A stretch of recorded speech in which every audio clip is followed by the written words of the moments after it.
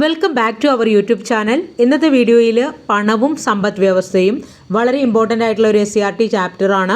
ഈ വർഷം മാറിയ 10ാം ക്ലാസ്സിലെ സോഷ്യൽ സയൻസ് സെക്കൻഡ് പാർട്ടിലെ 5ാമത്തെ അധ്യായമാണ്. ഈ ഭാഗത്ത് നിന്ന് മുന്നോട്ടുള്ള PSC പരീക്ഷകളിൽ ചോദിക്കാൻ സാധ്യതയുള്ള വളരെ ഇമ്പോർട്ടൻ്റ് ആയിട്ടുള്ള കുറച്ച് കാര്യങ്ങൾ നമുക്ക് നോക്കാം. അതിനു മുൻപ് ഈ ചാനലും വീഡിയോസും ഉപകാരപ്പെടുന്നുണ്ടെങ്കിൽ ഒന്ന് ലൈക്ക് ചെയ്യുക, ഷെയർ ചെയ്യുക, കമൻറ്റ് ചെയ്യുക. ചാനൽ ഇതുവരെ സബ്സ്ക്രൈബ് ചെയ്തില്ലെങ്കിൽ ഒന്ന് സബ്സ്ക്രൈബ് ചെയ്യുക. നോട്ടിഫിക്കേഷന് വേണ്ടി തൊട്ടടുത്തുള്ള ബെൽ ബട്ടനും കൂടെ ഒന്ന് ക്ലിക്ക് ചെയ്യുക. ഒരു ദിവസം നമ്മൾ എന്തെല്ലാം സാധനങ്ങൾ വാങ്ങിക്കുന്നു, എന്തെല്ലാം സേവനങ്ങൾ ചെയ്യുന്നു അല്ലേ? എന്താ ഈ സാധനങ്ങളും സേവനങ്ങളും? സാധനം എന്ന് പറഞ്ഞാൽ നമ്മളൊരു കടയിൽ ചെന്നിട്ട് അല്ലെങ്കിൽ മാർക്കറ്റിൽ ചെന്നിട്ട് ക്യാഷ് കൊടുത്തിട്ട് സാധനങ്ങൾ വാങ്ങിച്ചിട്ട് നമ്മുടെ ആവശ്യങ്ങൾ അതിലൂടെ തൃപ്തിപ്പെടുത്തുകയാണ് ചെയ്യുന്നത്. അതുപോലെ തന്നെയാണ് സേവനങ്ങളും. ഉദാഹരണത്തിന് ഒരു പനി വന്നാൽ നമ്മൾ ഡോക്ടറെ അടുത്ത് പോകും അല്ലേ? ആ ഡോക്ടർ നമുക്ക് സേവനം നൽകുന്നുണ്ട്. ആ സേവനം എങ്ങനെയാണ് നമുക്ക് ലഭിക്കുന്നത്? നമ്മൾ ക്യാഷ് കൊടുത്തിട്ട്. ഡോക്ടർക്ക് ഇപ്പം ഗവൺമെൻറ് ഹോസ്പിറ്റലായാലും അവിടെ 5 രൂപ നമ്മൾ OP ടിക്കറ്റിന് കൊടുക്കുന്നുണ്ട്. അപ്പോൾ ദിനം പ്രതി അല്ലെങ്കിൽ ദിവസം തോറും ഇത്തരത്തിലുള്ള ക്രയവിക്രയങ്ങൾ നടക്കുന്നുണ്ട്. അങ്ങനെ ഒരു സമ്പ്രദായം ഇല്ലാത്തൊരവസ്ഥയെക്കുറിച്ച് ഇനി മുന്നോട്ട് നമുക്ക് ചിന്തിക്കാനേ പറ്റത്തില്ല. മുൻപായിരുന്നെങ്കിൽ ഈ പണമൊക്കെ വരുന്നതിന് മുൻപ് ബാർട്ടർ സമ്പ്രദായമായിരുന്നു. എന്താ ബാർട്ടർ? നൊടുതൽ എന്നൊക്കെ പറഞ്ഞാൽ സാധനങ്ങൾക്ക് പകരം സാധനങ്ങൾ കൈമാറ്റം ചെയ്യുക അല്ലേ? ഇപ്പോൾ എനിക്ക് അരി വേണമെന്നുണ്ടെങ്കിൽ ഞാൻ എന്ത് ചെയ്യും? അരി വിൽക്കുന്ന ആളടുത്ത് നിന്ന് എൻ്റെ കയ്യിലുള്ള മീൻ കൊടുത്തിട്ട് ഞാൻ അരി വാങ്ങിക്കും. അങ്ങനെ ഒരു കൊടുക്കൽ വാങ്ങൽ സംവിധാനമായിരുന്നു ഉണ്ടായിരുന്നത്. എന്നാൽ ഇന്ന് സ്ഥിതി അങ്ങനെയല്ല. ഇന്ന് വ്യക്തികൾ, ഉൽപ്പാദന യൂണിറ്റുകൾ എന്നിവ തമ്മിൽ നടത്തുന്ന സാധനങ്ങളുടെയും സേവനങ്ങളുടെയും ഒക്കെ കൈമാറ്റങ്ങൾ വളരെ കാര്യക്ഷമമായിട്ടാണ് നടക്കുന്നത്. അതിന് കാരണം പണത്തിൻ്റെ ആവിർഭാവമാണ്. ഇനി എന്താണ് പണം? സാധനങ്ങളും സേവനങ്ങളും കൈമാറ്റം ചെയ്യപ്പെടുന്നതിന് സ്വീകരിക്കപ്പെടുന്ന എന്തിനേയും പൊതുവെ നമുക്ക് പണമെന്ന് വിളിക്കാം. ഉദാഹരണത്തിന് കടയിൽ പോയിട്ട് 1 കിലോ പഴം വാങ്ങിക്കുമ്പോൾ നമ്മൾ കൊടുക്കുന്ന പൈസ അല്ലേ? ആ പൈസ കൊടുത്ത് വാങ്ങിക്കുന്ന പഴത്തിനും എന്തിൻ്റെ അതേ മൂല്യമാണ്, നമ്മൾ കൊടുക്കുന്ന പണത്തിൻ്റെ മൂല്യമാണ്. അതുപോലെ തന്നെ ഡോക്ടർക്ക് കൊടുക്കുന്ന ഫീസ്, വക്കീലിന് കൊടുക്കുന്ന ഫീസ്, ട്യൂഷൻ ഫീസ്, ടീച്ചേഴ്സിന് കൊടുക്കുന്ന ഫീസ്, ഇതെല്ലാം എന്താണ്? പണമാണ്. അപ്പോൾ എന്താണ് പണം? സാധനങ്ങളും സേവനങ്ങളും കൈമാറ്റം ചെയ്യപ്പെടുന്നതിന് സ്വീകരിക്കുന്ന എന്തിനേയും നമുക്ക് പൊതുവായിട്ട് എന്തെന്ന് പറയാം? പണമെന്ന് വിളിക്കാം. സാധന സേവന കൈമാറ്റങ്ങൾ വേഗത്തിലാക്കിയതും വിശേഷീകരണം സാധ്യമാക്കിയതും പണമാണ്. ഉദാഹരണത്തിന് റബ്ബർ ഉൽപ്പാദിപ്പിക്കുന്ന കർഷകർക്ക് അതിൻ്റെ ഉൽപ്പാദനത്തിൽ മാത്രം ശ്രദ്ധ കേന്ദ്രീകരിക്കാൻ കഴിയുന്നത് എന്തുകൊണ്ടാണ്?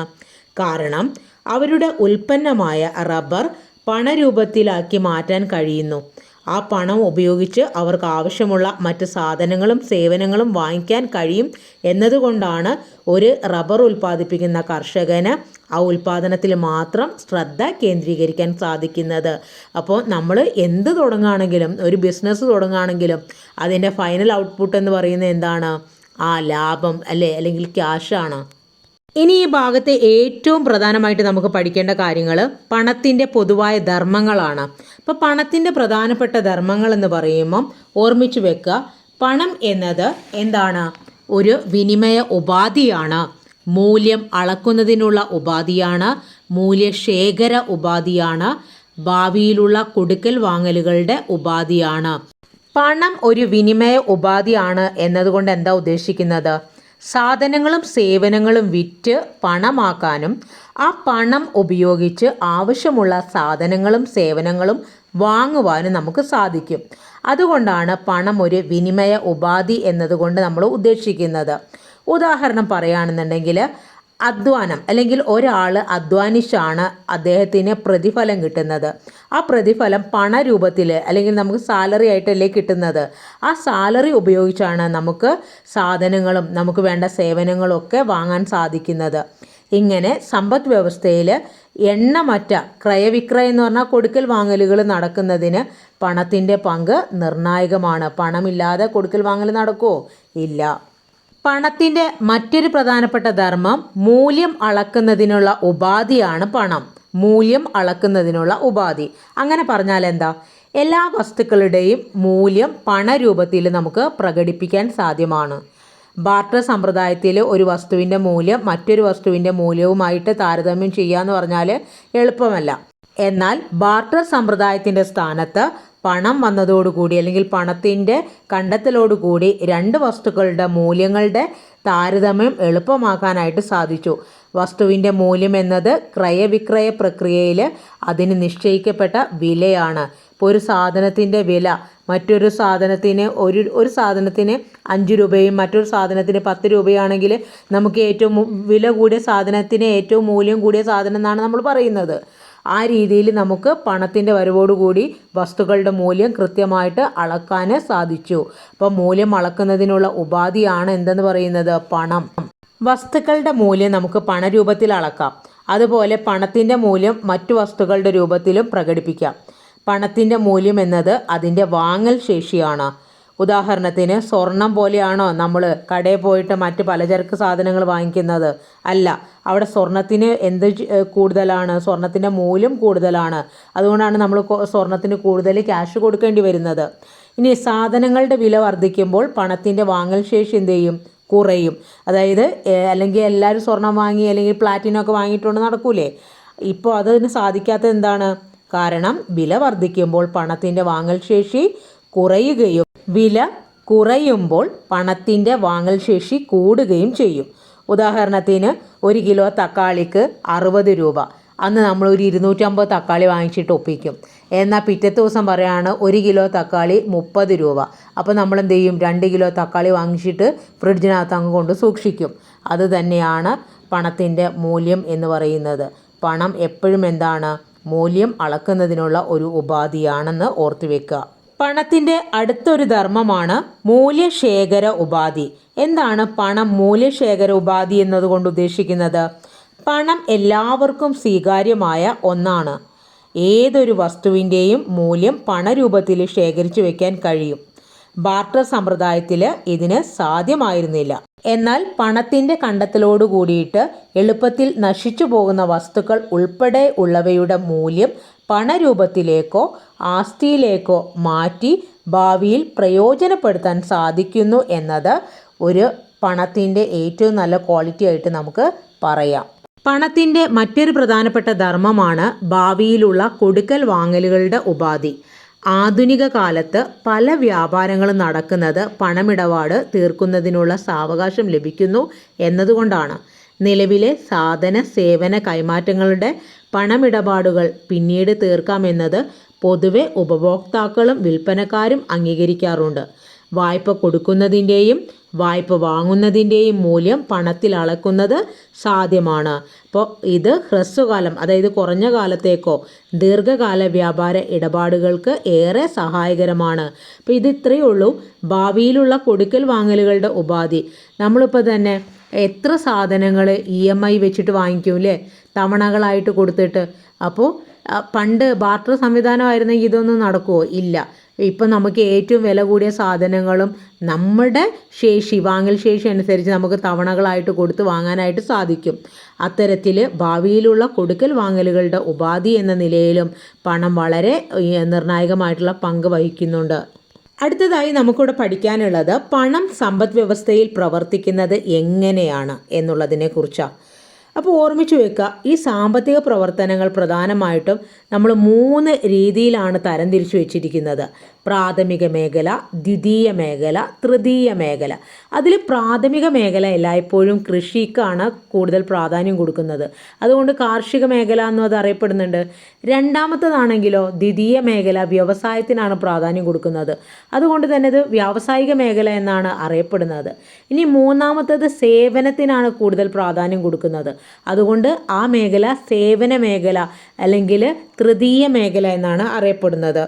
അപ്പോൾ ഇവിടെ എങ്ങനെയാണ് ഒരു സമ്പദ് വ്യവസ്ഥയിൽ പണം പ്രവർത്തിക്കുന്നത്? സമ്പദ് വ്യവസ്ഥയെ ചലിപ്പിക്കുന്നതും അതിൻ്റെ പ്രവർത്തനങ്ങളെ വേഗത്തിലാക്കുന്നതും പണമാണ്.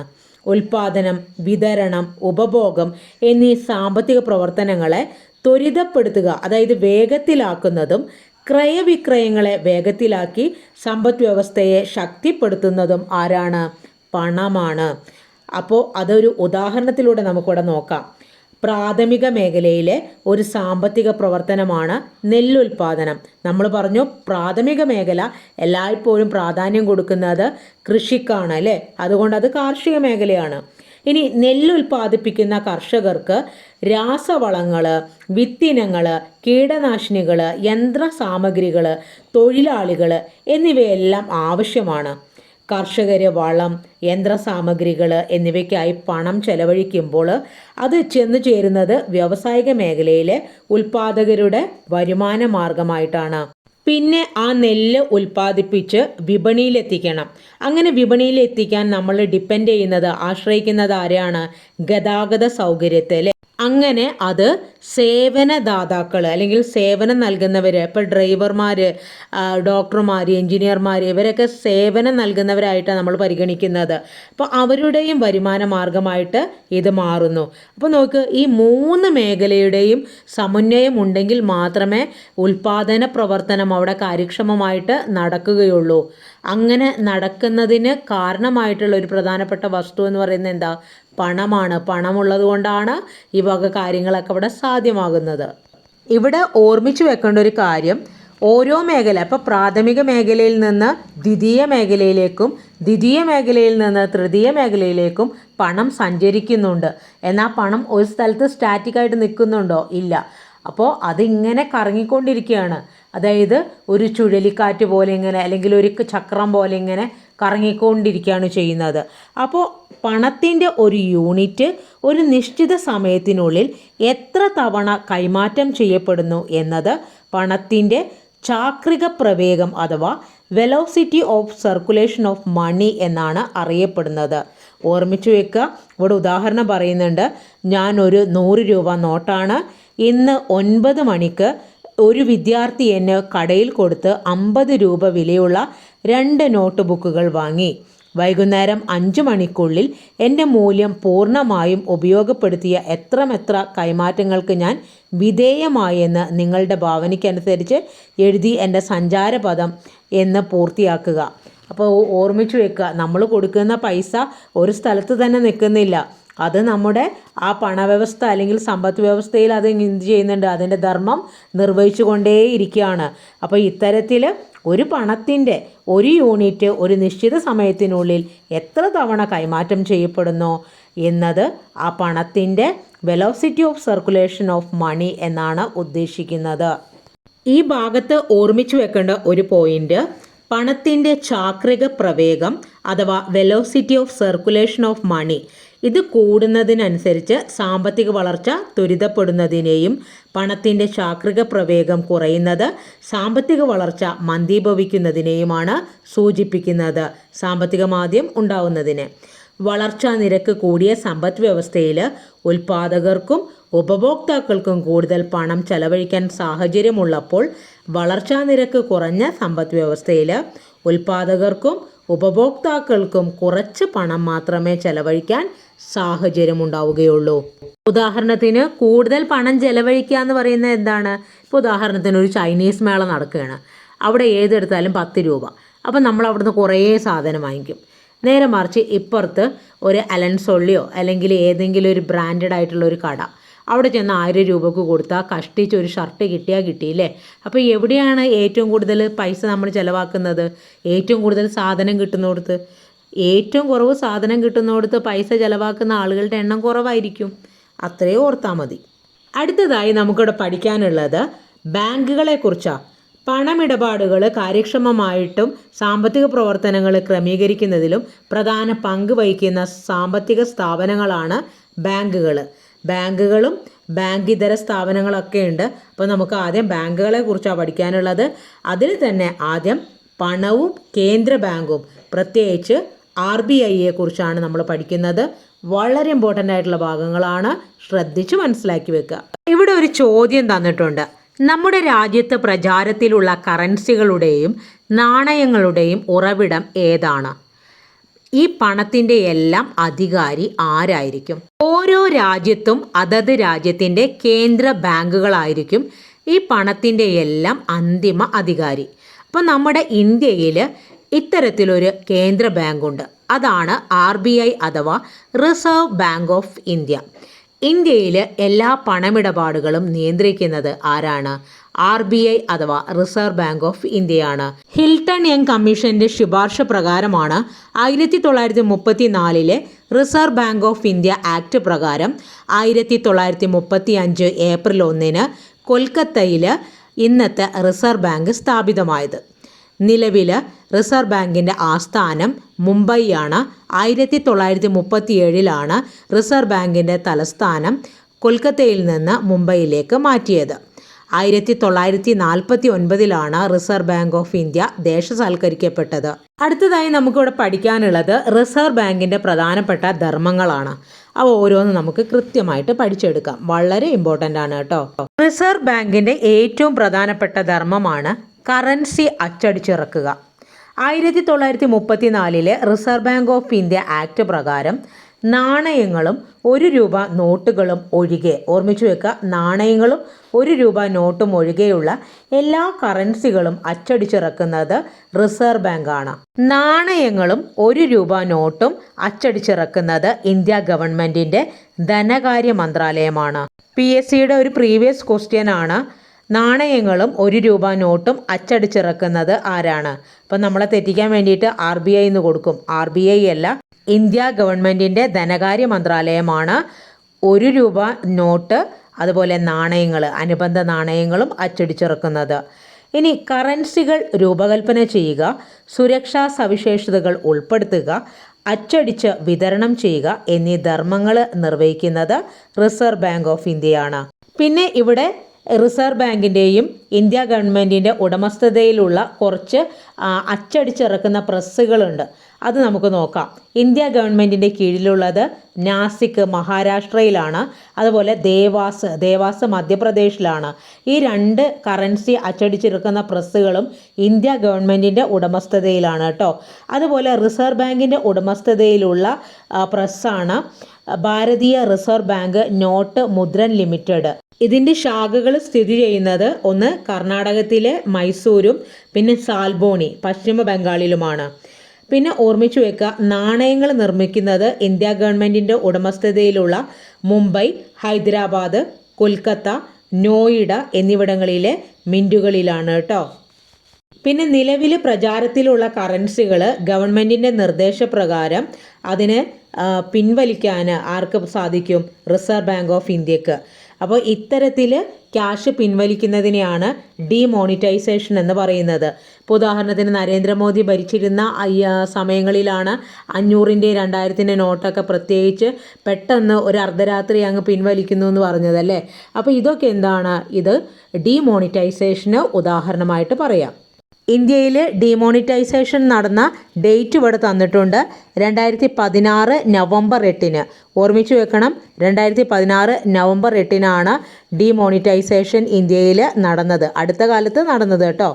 പിന്നെ ഓർമ്മിച്ചു വെക്കുക, അഴിമതി, കള്ളപ്പണം, ഭീകരവാദം, വ്യാജ കറൻസികൾ എന്നിവ തടയുകയായിരുന്നു അതിൻ്റെ ഉദ്ദേശം. അതുപോലെ തന്നെ അന്ന് വരെ നിലവിലുണ്ടായിരുന്ന 500 രൂപ, 1000 രൂപ എന്നീ കറൻസി നോട്ടുകൾ ലീഗൽ ടെൻഡർ അല്ല എന്ന് പ്രഖ്യാപിച്ചു. 500 രൂപയുടെയും 2000 രൂപയുടെയും പുതിയ കറൻസികൾ അച്ചടിച്ചിറക്കി. പൊതുജനങ്ങൾക്ക് ഡിക്ലറേഷൻ ഇല്ലാതെ 2016 ഡിസംബർ 31 വരെ പഴയ കറൻസി നോട്ടുകൾ ബാങ്കുകളിലും ഡിക്ലറേഷനോടുകൂടി 2017 മാർച്ച് 31 വരെ RBIയിലും നിക്ഷേപിക്കാൻ അവസരവും അതുവഴി ഉണ്ടായി. അതിനുശേഷമാണ് ആ ഒരു ഡിമോണിറ്റൈസേഷൻ നടന്ന സമയത്താണ് ചാക്കുകളിലൊക്കെ പൈസ കൊണ്ട് കെട്ടി പാലത്തിൻ്റെ അടിയിലും പിന്നെ ചെറിയ തോടുകളിലും കനാലിലൊക്കെ കൊണ്ട് ആളുകൾ നിക്ഷേപിച്ചിരുന്നത്. അപ്പോൾ അതിനൊക്കെ എന്ത് മനസ്സിലാക്കുക? അത്രമാത്രം കള്ളപ്പണം, അതായത് കണക്കില്ലാത്ത പണങ്ങൾ നമ്മുടെ രാജ്യത്ത് എന്ത് ചെയ്യുന്നുണ്ട്? ഒഴുകുന്നുണ്ട്. നമ്മൾ നേരത്തെ റിസർവ് ബാങ്കിൻ്റെ പ്രധാനപ്പെട്ട ധർമ്മം കറൻസി അച്ചടിച്ചിറക്കലാണെന്ന് പറഞ്ഞല്ലോ. അപ്പോൾ എന്തുകൊണ്ടാണ് 1 രൂപ നോട്ടും നാണയങ്ങളും നമ്മുടെ ഇന്ത്യ ഗവൺമെൻറ്റിൻ്റെ ധനകാര്യ വകുപ്പ് അച്ചടിച്ചിറക്കുന്നതെന്ന് അറിയാമോ? 1835 മുമ്പ് ഇന്ത്യയിൽ രൂപയും നാണയങ്ങളും പണത്തിൻ്റെ മറ്റ് രൂപങ്ങളും ഉപയോഗിക്കപ്പെട്ടിരുന്നു. 1 രൂപ നോട്ടും നാണയങ്ങളും ഇന്ത്യ ഗവൺമെൻറ് അച്ചടിച്ചിറക്കുന്നതിന് ചരിത്രപരമായിട്ടുള്ള കാരണങ്ങളുണ്ട്. 1835 ചരിത്ര കൺവെൻഷനാണ് ബ്രിട്ടീഷ് ഇന്ത്യയിൽ ഈസ്റ്റ് ഇന്ത്യ കമ്പനിക്ക് 1835 പേപ്പർ കറൻസി ആക്ട് പ്രകാരം പേപ്പർ കറൻസി അച്ചടിക്കാൻ അനുമതി നൽകിയത്? ഈ ഭാഗത്തുനിന്നൊരു ചോദ്യം വരാം. ഏത് കൺവെൻഷനാണ് ബ്രിട്ടീഷ് ഇന്ത്യയിൽ ഈസ്റ്റ് ഇന്ത്യ കമ്പനിക്ക് പേപ്പർ കറൻസി അച്ചടിക്കാൻ അനുമതി നൽകിയത്? ഏത് ആക്റ്റാണ്? 1835 പേപ്പർ കറൻസി ആക്ട്. വാണിജ്യം, വ്യാപാരം എന്നിവ സുഗമമാക്കുക എന്നതായിരുന്നു അതിൻ്റെ ഒരു ലക്ഷ്യം. പിന്നെ 1906 കോയിനേജ് ആക്ട്, 2011 കോയിനേജ് ആക്ട് എന്നിവ നാണയങ്ങൾ അച്ചടിച്ചിറക്കാനുള്ള അധികാരം കേന്ദ്ര ഗവൺമെൻറ്റിനാണ് നൽകിയിരിക്കുന്നത്. ഇന്ത്യ ഗവൺമെൻറ് ഈ അധികാരം നിലനിർത്തുന്നതിനാലാണ് 1 രൂപ നോട്ടും നാണയങ്ങളും ഇന്ത്യ ഗവൺമെൻറ്റിൻ്റെ കേന്ദ്ര ധനകാര്യ മന്ത്രാലയം ഇന്നും അത് അച്ചടിച്ചു കൊണ്ടുപോകുന്നത് കേട്ടോ. അല്ലെങ്കിൽ ഇത് ആർക്ക് ലഭിക്കുമായിരുന്നു? RBIക്ക് ലഭിക്കുമായിരുന്നു. ഇപ്പം നിലവിൽ 1 രൂപ നോട്ടും അനുബന്ധ നാണയങ്ങളും അച്ചടിച്ചിറക്കുന്നത് ഇന്ത്യ ഗവൺമെൻറ്റിൻ്റെ കേന്ദ്ര ധനകാര്യ മന്ത്രാലയമാണ്. ഇവിടെ ഓർമ്മിച്ചു വെക്കേണ്ട പ്രധാനപ്പെട്ട point, coinage act 1906, coinage act 2011, അതുപോലെ തന്നെ 1835 പേപ്പർ കറൻസി ആക്ട്, അതും കൂടെ ഓർമ്മിച്ചു വെക്കുക. ഇനി അടുത്ത പ്രധാനപ്പെട്ട ഒരു ധർമ്മം എന്ന് പറയുന്നത് റിസർവ് ബാങ്ക് ബാങ്കുകളുടെ ബാങ്കായിട്ട് പ്രവർത്തിക്കുന്നു. എന്തുകൊണ്ടാണ് റിസർവ് ബാങ്ക് ഓഫ് ഇന്ത്യയെ ബാങ്കുകളുടെ ബാങ്ക് എന്ന് പറയുന്നത്? കാരണം എല്ലാ ബാങ്കുകളുടെയും പ്രവർത്തനങ്ങളെ സഹായിക്കുന്നത് RBI ആണ്. ബാങ്കുകൾക്ക് ഉപദേശം നൽകുന്നു. എല്ലാ ബാങ്കുകളുടെയും പണം സംബന്ധമായ കാര്യങ്ങളുടെ അവസാന ആശ്രയമായിട്ട് പ്രവർത്തിക്കുന്നത് RBI ആണ്. എല്ലാ ബാങ്കുകളുടെയും നിയന്ത്രകൻ RBI ആണ്. അതുപോലെ തന്നെ പലിശ നിരക്കിൽ മാറ്റം വരുത്തി വായ്പകൾ നിയന്ത്രിക്കുന്നത് RBI ആണ് കേട്ടോ. പണത്തിൻ്റെ അളവ് വർദ്ധിക്കുകയും എന്നാൽ ആനുപാതികമായി സാധനങ്ങളുടെയും സേവനങ്ങളുടെയും ഉൽപ്പാദനം വർദ്ധിക്കാതെ ഇരിക്കുകയും ചെയ്താൽ സമ്പദ് വ്യവസ്ഥയിൽ കുറച്ച് സാധനങ്ങളും സേവനങ്ങളും കൂടുതൽ പണവും എന്ന അവസ്ഥ ഉണ്ടാകും. ഇത് സാധനങ്ങളുടെയും സേവനങ്ങളുടെയും വില വർധനവിന് കാരണമാകുന്നു. സാധനങ്ങളുടെയും സേവനങ്ങളുടെയും പൊതുനിലവാരം വർദ്ധിക്കുന്നത് പണപ്പെരുപ്പം എന്ന് അറിയപ്പെടും. ഓർമ്മിച്ചു വെക്കുക, സാധനങ്ങളുടെയും സേവനങ്ങളുടെയും പൊതുനിലവാരം വർദ്ധിക്കുന്നതാണ് പണപ്പെരുപ്പം എന്ന് അറിയപ്പെടുന്നത്. നമ്മുടെ ഇന്ത്യയിൽ പണപ്പെരുപ്പം കണക്കാക്കുന്നത് ഉപഭോക്തൃ വില സൂചിക അഥവാ കൺസ്യൂമർ പ്രൈസ് ഇൻഡെക്സിനെ ബേസ് ചെയ്തുകൊണ്ടാണ്. Ministry of statistics and programme implementation MOSPI അതിന് കീഴിലുള്ള നാഷണൽ സ്റ്റാറ്റിസ്റ്റിക്കൽ ഓഫീസാണ് കൺസ്യൂമർ പ്രൈസ് ഇൻഡെക്സ് തയ്യാറാക്കുന്നത്. ഇനി ഇവിടെ ഒരു പോയിന്റ് ഉണ്ട്. നമ്മുടെ സമ്പദ് വ്യവസ്ഥയിൽ പണപ്പെരുപ്പം ക്രമാതീതമായിട്ട് വർദ്ധിച്ചാൽ പണത്തിൻ്റെ ക്രയശേഷി കുറയുന്നതിന് കാരണമാകും. അങ്ങനെ വരുമ്പോൾ സാമ്പത്തിക വളർച്ച, ഉൽപ്പാദനം എന്നിവയെ അത് പ്രതികൂലമായി ബാധിക്കും. അതിനാൽ പണപ്പെരുപ്പം നിയന്ത്രിക്കപ്പെടേണ്ടതാണ്. പണപ്രദാനത്തിൻ്റെ അളവ് കൂടുന്നതാണ് പണപ്പെരുപ്പത്തിന് ഒരു പ്രധാന കാരണം. അപ്പോൾ നമ്മൾ പറഞ്ഞല്ലോ, നമ്മുടെ കമ്പോളത്തിൽ സാധനങ്ങളുടെയും സേവനങ്ങളുടെയും പൊതുനിലവാരം കൂടുന്നതാണ് പണപ്പെരുപ്പം എന്ന് പറയുന്നത്. അപ്പോൾ അങ്ങനെയാണെങ്കിൽ ഇവിടെ ഒരു ടേബിൾ തന്നിട്ടുണ്ട്. ആഗസ്റ്റ് 2023 സെപ്റ്റംബർ 2023 പണപ്പെരുപ്പം. ഇത് നോക്കി, ആഗസ്റ്റിൽ നോക്കുമ്പം സെപ്റ്റംബറിൽ എന്താണ്, ഈ ആഗസ്റ്റിനെ അപേക്ഷിച്ച് നോക്കുമ്പോൾ സെപ്റ്റംബറിൽ പണപ്പെരുപ്പം കുറയാണ് ചെയ്തിട്ടുള്ളത്. അടുത്തത് ഇവിടെ പറയാനുള്ളത്, ഒരു സമ്പദ് വ്യവസ്ഥയിൽ മൊത്തമുള്ള പണത്തിൻ്റെ അളവെന്ന് പറയുന്നത് സമ്പദ് വ്യവസ്ഥയിലെ പൊതുജനങ്ങളുടെ കൈവശമുള്ളതും ബാങ്കിതര ധനകാര്യ സ്ഥാപനങ്ങൾ എന്നിവയിൽ ശേഖരിച്ചിട്ടുള്ള പണവും ചേർന്നതായിരിക്കും. റിസർവ് ബാങ്ക് നമ്മുടെ സമ്പദ് വ്യവസ്ഥയിലെ ആകെ പണത്തിൻ്റെ അളവിനെ കണക്കാക്കുന്നത് M1, M2, M3, M4 എന്നീ രൂപങ്ങളിലാണ്. അപ്പോൾ എന്തൊക്കെയാണ് M1, M2, M3, M4 എന്ന് പറയുന്നത്? അതിൽ M1 എന്നതുകൊണ്ട് ഉദ്ദേശിക്കുന്നത് പൊതുജനങ്ങളുടെ കൈവശമുള്ള നാണയങ്ങളും കറൻസി നോട്ടുകളും വാണിജ്യ ബാങ്കുകളിലെ സമ്പാദ്യ നിക്ഷേപവുമാണ് M1 എന്നതിൽ ഉൾപ്പെടുന്നത്. ഇനി M2 എന്ന് പറയുന്നത് equal to M1 plus post office savings ബാങ്കുകളിലെ സമ്പാദ്യ നിക്ഷേപം. അതായത് നമ്മൾ ആദ്യം പറഞ്ഞ M1ഉം അതുപോലെ പോസ്റ്റ് ഓഫീസ് സേവിങ്സ് ബാങ്കുകളുടെ സമ്പാദ്യ നിക്ഷേപം കൂടെ കൂടിയതാണ് M2 എന്ന് പറയുന്നത്. അങ്ങനെയാണെങ്കിൽ M3 എന്ന് പറയുന്നതോ, M3 equal to M1 plus M1ൻ്റെ കൂടെ വാണിജ്യ ബാങ്കുകളിലെ അറ്റ സ്ഥിര നിക്ഷേപം അതും കൂടെ എന്ത് ചെയ്യുന്നുണ്ട്, ആഡ് ചെയ്യുന്നുണ്ട്. പിന്നെ M4 ആണെന്നുണ്ടെങ്കിൽ M3 പ്ലസ് പോസ്റ്റ് ഓഫീസുകളിലെ മൊത്ത നിക്ഷേപം, അതായത് നാഷണൽ സേവിങ്സ് സർട്ടിഫിക്കറ്റുകൾ ഒഴികെയുള്ളത് ഏതിനകത്ത് വരും? M4-നകത്ത് വരും. അപ്പോൾ ഇവിടെ ഓർമ്മിച്ച് വെക്കുക, M1 M2 എന്നത് ഇടുങ്ങിയ പണം. ഏതൊക്കെയാണ്? M1 M2 നാരോ മണി എന്നും M3 M4 എന്നത് ബ്രോഡ് മണി എന്നുമാണ് അറിയപ്പെടുന്നത് കേട്ടോ, വിശാലമായിട്ടുള്ള പണം. അപ്പോൾ നമ്മളിവിടെ പറഞ്ഞു ചുരുങ്ങിയ പണം, വിശാല പണം. അപ്പോൾ എന്താണ് ചുരുങ്ങിയ പണം അഥവാ നാരോ മണി എന്ന് പറയുന്നത്? വാണിജ്യ ബാങ്കുകളിൽ ജനങ്ങൾ പണത്തെ കറൻസി നോട്ടുകൾ, നാണയങ്ങൾ, ഡിമാൻഡ് ഡെപ്പോസിറ്റ് എന്നീ രൂപങ്ങളിൽ സൂക്ഷിച്ചിരിക്കുന്നതിനെയാണ് ചുരുങ്ങിയ പണം എന്ന് പറയുന്നത്. അല്ലാതെ പൈസയെ ഇങ്ങനെ ചുരുട്ടി പിടിക്കുന്നതാണോ? അല്ല. വാണിജ്യ ബാങ്കുകളിൽ ജനങ്ങൾ പണത്തെ കറൻസി നോട്ടുകൾ, നാണയങ്ങൾ, ഡിമാൻഡ് ഡെപ്പോസിറ്റ് എന്നീ രൂപങ്ങളിൽ സൂക്ഷിച്ചിരിക്കുന്നതിനെയാണ് നാരോ മണി അഥവാ ചുരുങ്ങിയ പണം എന്ന് പറയുന്നത്.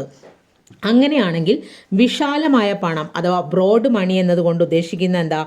ചുരുങ്ങിയ പണത്തിനോടൊപ്പം വാണിജ്യ ബാങ്കുകളിലെ സ്ഥിര നിക്ഷേപങ്ങൾ, സ്ഥിര നിക്ഷേപം എന്ന് പറഞ്ഞാൽ ഫിക്സഡ് ഡെപ്പോസിറ്റ്, പോസ്റ്റ് ഓഫീസുകളിലെ സേവിങ്സും ചേർന്നതാണ് വിശാലമായിട്ടുള്ള പണം എന്ന് പറയുന്നത്. ഓർമ്മിച്ചു വെക്കുക, ചുരുങ്ങിയ പണത്തിനോടൊപ്പം, ചുരുങ്ങിയ പണം നമ്മൾ എന്താണെന്ന് പറഞ്ഞില്ലേ, അതിനോടൊപ്പം വാണിജ്യ ബാങ്കുകളിലെ സ്ഥിര നിക്ഷേപങ്ങളും പോസ്റ്റ് ഓഫീസുകളിലെ സേവിങ്സും കൂടി ചേർന്നതാണ് വിശാല പണം അഥവാ ബ്രോഡ് മണി എന്ന് പറയുന്നത്. അപ്പോൾ തന്നിരിക്കുന്നവയിൽ ചുരുങ്ങിയ പണത്തിന് എക്സാമ്പിൾ ചോദിച്ചാൽ ഓർമ്മിച്ചു വെക്കുക M1 M2. ബ്രോഡ് മണിക്ക് എക്സാമ്പിൾ ചോദിച്ചാൽ M3 M4 ഓർമ്മിച്ചു വെക്കുക. അടുത്തത് റിസർവ് ബാങ്ക് മുന്നോട്ട് വെക്കുന്ന വായ്പാ നിയന്ത്രണ ഉപാധികളെക്കുറിച്ചാണ് പഠിക്കാനുള്ളത്. അതിൽ അളവുപരമായിട്ടുള്ള ഉപാധികളും ഗുണപരമായിട്ടുള്ള ഉപാധികളും ഉണ്ട്. ഓർമ്മിച്ചു വെക്കുക, അളവുപരമായിട്ടുള്ള ഉപാധികളിൽ വരുന്നത് ബാങ്ക് നിരക്കുകളിൽ മാറ്റം വരുത്തൽ, റിസർവ് നിരക്കുകളിൽ മാറ്റം വരുത്തുക, പരസ്യ വിപണി പ്രവർത്തനങ്ങൾ. ഇനി ഗുണപരമായ ഉപാധികൾ മാർജിൻ ആവശ്യകത, ധാർമ്മിക പ്രേരണയൊക്കെയാണ് അതിനകത്ത് വരുന്നത്. ഇപ്പോൾ ബാങ്കുകൾ അനിയന്ത്രിതമായി വായ്പകൾ നൽകുന്നത് സമ്പദ് വ്യവസ്ഥയിലെ പണപ്രദാനം വർദ്ധിക്കുന്നതിനും പണപ്പെരുപ്പത്തിനും കാരണമാകുന്നു. അതുകൊണ്ട് ഇത് നിയന്ത്രിക്കണം. ഇങ്ങനെ നിയന്ത്രിക്കുന്നത് RBI ആണ്.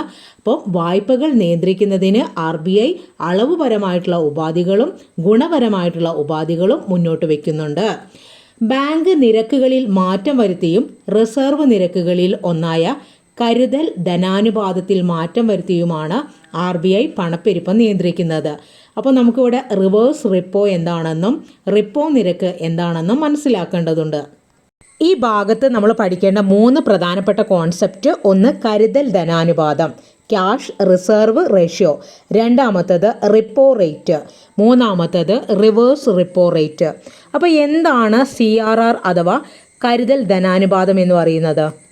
വാണിജ്യ ബാങ്കുകൾ തങ്ങളുടെ മുഴുവൻ ഡെപ്പോസിറ്റിൻ്റെ ഒരു നിശ്ചിത ശതമാനം നിയമാനുസൃതമായി റിസർവ് ബാങ്കിൽ കരുതൽ ധനമായി നിലനിർത്തുന്നതിനെയാണ് കരുതൽ ധനാനുപാതം അഥവാ CRR, ക്യാഷ് റിസർവ് റേഷ്യോ എന്ന് പറയുന്നത്. CRR രാജ്യത്തെ പണവിതരണവും പണപ്പെരുപ്പത്തിൻ്റെ തോതും നിയന്ത്രിക്കുന്നു. പണപ്പെരുപ്പ സമയത്ത് RBI ക്യാഷ് റിസർവ് റേഷ്യോ വർദ്ധിപ്പിക്കും. അതിലൂടെ വാണിജ്യ ബാങ്കുകളുടെ വായ്പാശേഷി കുറയുന്നു. ഇനി പണച്ചുരുക്ക സമയത്ത് എന്താ സംഭവിക്കുക? CRR കുറച്ച് കൂടുതൽ വായ്പ വാണിജ്യ ബാങ്കുകൾക്ക് ആര് നൽകും? RBI നൽകും. അടുത്തതായി നമുക്കിവിടെ പഠിക്കാനുള്ളത് റിപ്പോ റേറ്റ് ആണ്. ഫണ്ടുകളുടെ അപര്യാപ്തത അല്ലെങ്കിൽ ഫണ്ടുകൾ കുറവ് വരുമ്പോൾ കേന്ദ്ര ബാങ്ക് ഹ്രസ്വകാലത്തേക്ക് വാണിജ്യ ബാങ്കുകൾക്ക് ഈടിൻ്റെ അടിസ്ഥാനത്തിൽ എന്ത് നൽകും? ഫണ്ട് നൽകും. ആ ഫണ്ടിന് RBI ഈടാക്കുന്ന പലിശയാണ് റിപ്പോ റേറ്റ് എന്ന് പറയുന്നത്. ഓർമ്മിച്ചു വെക്കുക, വാണിജ്യ ബാങ്കുകൾ റിസർവ് ബാങ്കുകളിൽ നിന്ന് വായ്പ എടുക്കുമ്പോൾ ഈടാക്കുന്ന പലിശയുടെ നിരക്കാണ് റിപ്പോ നിരക്ക്. അടുത്തത് റിവേഴ്സ് റിപ്പോ നിരക്കാണ്. വാണിജ്യ ബാങ്കുകൾ റിസർവ് ബാങ്കിൽ നിക്ഷേപിക്കുന്ന പണത്തിന് നൽകുന്ന പലിശയാണ് റിവേഴ്സ് റിപ്പോ നിരക്ക് എന്ന് പറയുന്നത്. അതായത് രാജ്യത്തെ പണപ്പെരുപ്പം നിയന്ത്രിക്കുന്നതിൻ്റെ ഭാഗമായി ഒരു രാജ്യത്തെ കേന്ദ്ര ബാങ്ക്, നമ്മുടെ രാജ്യത്തെ കേന്ദ്ര ബാങ്ക് ആരാണ്? അത് RBI ആണ്, റിസർവ് ബാങ്ക് ഓഫ് ഇന്ത്യ. അപ്പോൾ നിശ്ചിത പലിശ നിരക്കിൽ വാണിജ്യ ബാങ്കുകളിൽ നിന്ന് കടം സ്വീകരിക്കുന്ന രീതിയുണ്ട്. അപ്പോൾ ഈ കടം സ്വീകരിക്കുന്ന ഈ പൈസയ്ക്ക് തിരിച്ചു നൽകുന്ന പലിശയാണ് എന്തെന്ന് പറയുന്നത്? റിവേഴ്സ് റിപ്പോ നിരക്ക്. ഓർമ്മിച്ചു വെക്കുക, റിപ്പോ നിരക്ക് എന്ന് പറയുമ്പം വാണിജ്യ ബാങ്കുകൾ RBIക്ക് കൊടുക്കും. ഇനി റിവേഴ്സ് റിപ്പോ എന്ന് പറയുമ്പം RBI വാണിജ്യ ബാങ്കുകൾക്കാണ് പലിശ നൽകുന്നത്. പിന്നെ പ്രത്യേകം ഓർമ്മിച്ചു വെക്കുക, ചിലപ്പോൾ ബാങ്കുകൾ വായ്പ നൽകാൻ അവസരമില്ലാതെ വാണിജ്യ ബാങ്കുകളിൽ ക്യാഷ് കുമിഞ്ഞുകൂടാനുള്ള സാധ്യതയുണ്ട്. അങ്ങനെ വരുമ്പോൾ ഈ RBI എന്ത് ചെയ്യും, അത് നിക്ഷേപമായിട്ട് സ്വീകരിക്കും. അപ്പോൾ ബാങ്കുകളിൽ നിന്ന് RBI അതിനെ നിക്ഷേപമായി സ്വീകരിക്കുമ്പോൾ അതിന് എന്ത് കൊടുക്കും, ഇൻട്രസ്റ്റ് നൽകും. അപ്പോൾ അതാണ് റിവേഴ്സ് റിപ്പോ എന്നതുകൊണ്ട് ഉദ്ദേശിക്കുന്നത്. രാജ്യത്തെ പണവിതരണം നിയന്ത്രിക്കാൻ ഉപയോഗിക്കുന്ന ഒരു ധനനയ ഉപകരണമാണ് റിവേഴ്സ് റിപ്പോ. വാണിജ്യ ബാങ്കുകൾക്ക് അവരുടെ ഫണ്ടുകൾ RBIയിൽ പാർക്ക് ചെയ്യുന്നതിന് കൂടുതൽ പ്രോത്സാഹനങ്ങൾ ലഭിക്കും. അതുവഴി വിപണിയിലെ പണത്തിൻ്റെ വിതരണം കുറയുന്നു. റിസർവ് ബാങ്കിൻ്റെ മറ്റൊരു പ്രധാനപ്പെട്ട ചുമതലയാണ് ഗവൺമെൻറ്റിൻ്റെ ബാങ്കായിട്ട് പ്രവർത്തിക്കുന്നു. ഗവൺമെൻറ് അക്കൗണ്ടുകൾ സൂക്ഷിക്കുന്നതും ബാങ്കിംഗ് സേവനങ്ങൾ നൽകുന്നതും ധനകാര്യ മാനേജ്മെൻറ്റ് നടപ്പിലാക്കുന്നതും റിസർവ് ബാങ്ക് ഓഫ് ഇന്ത്യയാണ്. കൂടാതെ ഗവൺമെൻറ്റിൻ്റെ പണനയം, ധനനയം തുടങ്ങിയവയിൽ ഉപദേശം നൽകുന്നതും RBI ആണ്. അപ്പോൾ എന്താണ് ഈ ധനനയം അഥവാ ഫിസ്ക്കൽ പോളിസി എന്ന് പറഞ്ഞാൽ? നികുതി ചുമത്തൽ, ഗവൺമെൻറ് ചെലവുകൾ എന്നിവയെ സംബന്ധിച്ച നയമാണ് ധനനയം.